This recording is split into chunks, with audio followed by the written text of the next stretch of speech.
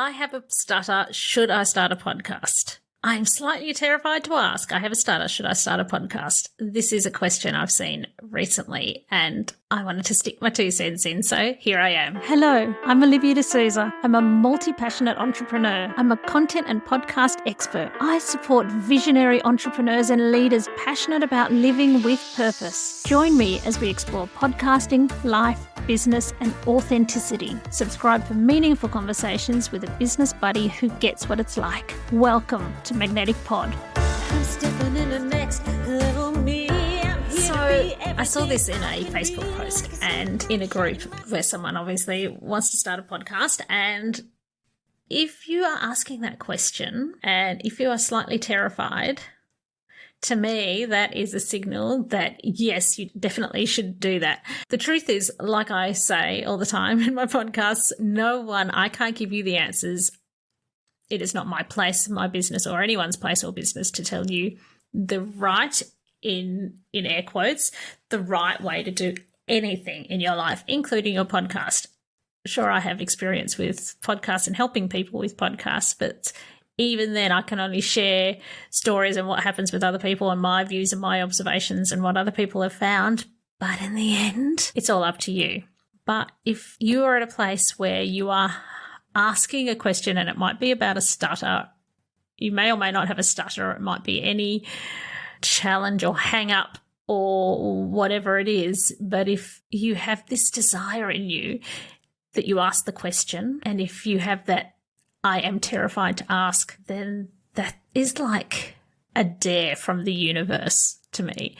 We all put ourselves at risk to some extent when we put ourselves out there. We risk being rejected. We risk not getting the downloads that we would like, or the likes, or the subscribes, or the feedback, the positive feedback. We risk being criticized. And yet here we are, doing it anyway. And how bloody awesome is that?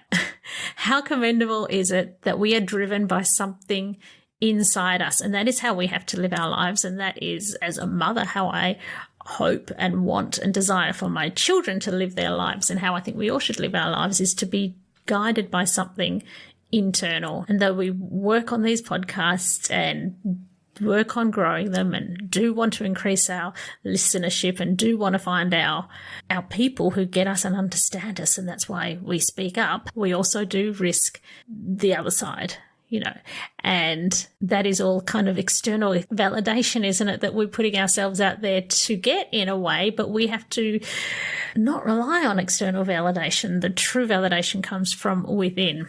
But to me, if you have a desire, that's a signal. And especially if you have that I'm terrified to ask element in it, that is, like I said before, a dare and a signal that you're being called from something inside of you to do the thing that's a bit scary, that you'll be so proud of yourself for doing. And you can rise above anything. And I'm recording this podcast. I'm not going to be everyone's cup of tea. I express opinions on certain issues that I know other people have opposing opinions for. And I've seen, people get ripped apart for having the same opinions that I have on certain things. So there's that. I know that can come at me. There's the fact that I meander and I'll have an idea and, go off on tangents, and some people will love that and some people will be totally irritated by that. So yeah, for sure. If you have a stutter, maybe you're not for everyone, and maybe some people will be irritated by that. But oh my God, imagine how inspiring you will be to people who, you can't be what you can't see or hear in this case.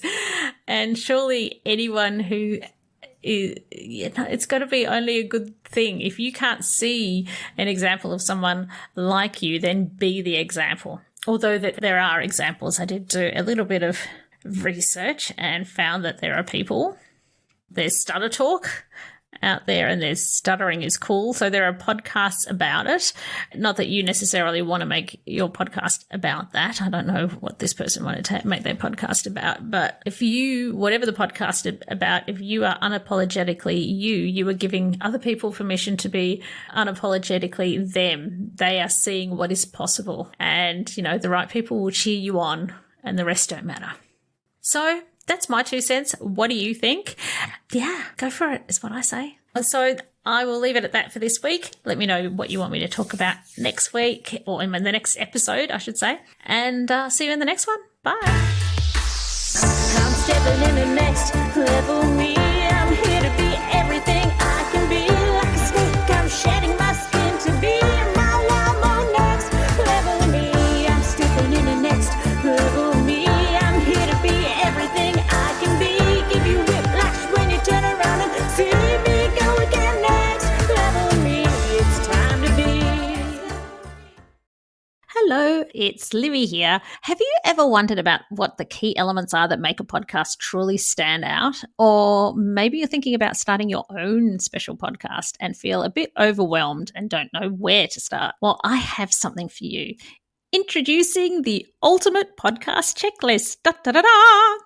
It's a step-by-step guide that covers everything from the initial brainstorming to advanced growth strategies. It's the perfect companion for both new and seasoned podcasters. And the best part, it's absolutely free. Da, da, da, da. To grab your copy, simply head to the show notes of this episode and you will find a direct link there, and then away you go.